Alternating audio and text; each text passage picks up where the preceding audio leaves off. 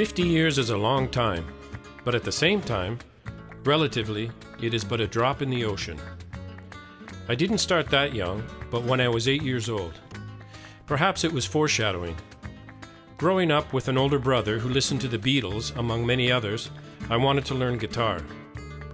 I had a wonderful teacher, Doug Harton, who taught me many styles on a steel string acoustic guitar. What really stood out about his lessons was his influence on me in terms of composition. He always said, "The world doesn't need more copies, but rather authentic voices," to paraphrase him. That has always been key for me, writing my own pieces.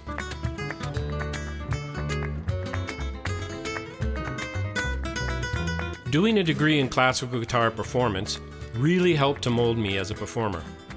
Having to do recitals greatly increased my confidence on the stage. Growing up, I listened to a lot of rock and heavy metal music and wanted to be a rock guitarist.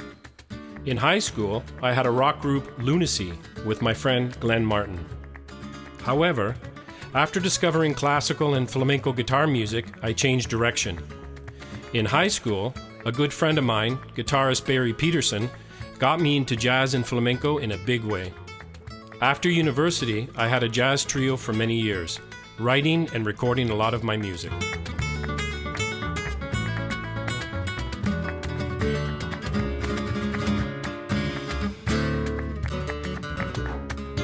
A dear friend of mine, Liz Pappas Smith, was the daughter of Sophocles Pappas, a well-known classical guitar educator, founder of the classical guitar publication Columbia Music, and the first person to bring Andres Segovia to the USA.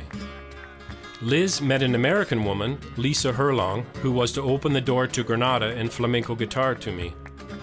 A disciple of Andres Segovia, Lisa had lived in Granada since the 80s, and her house, Casa Lisa, was international, as it accepted guitarists from all over the world who wanted to study flamenco or buy a guitar, as Granada is the classical and flamenco guitar-making capital of the world.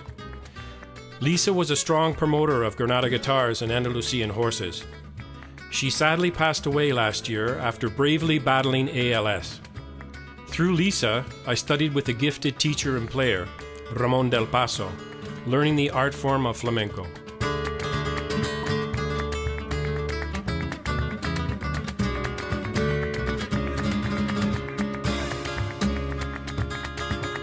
From almost my first visit to Granada, I developed a meaningful connection and friendship with Antonio Raya Pardo, a master guitar maker who unfortunately passed away in 2022.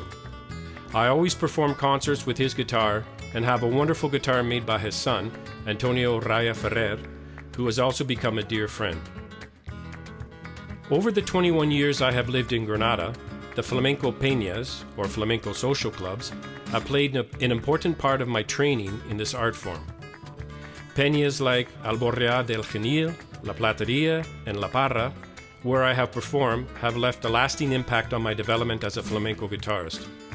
I was the official guitarist for the Peña Alborrea del Genil for many years, accompanying a vast number of flamenco singers from Granada, thanks to my dear friends Jose Montoya and Ana Soldado, along with Paco Olid.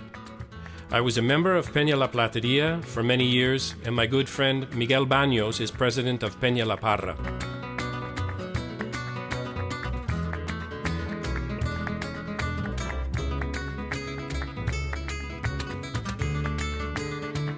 In my time in Granada, I have recorded 2 albums, Paseo de las Palmas and A Mi Padre. I have been very grateful to collaborate with the great talents of producers and friends Harold Burgeon and Miguel Cheyenne Rodriguez, who also did the percussion on both of the recordings. Lastly, I would not have been able to fulfill this journey without the support of my soulmate, my wife, Gloria Lyons.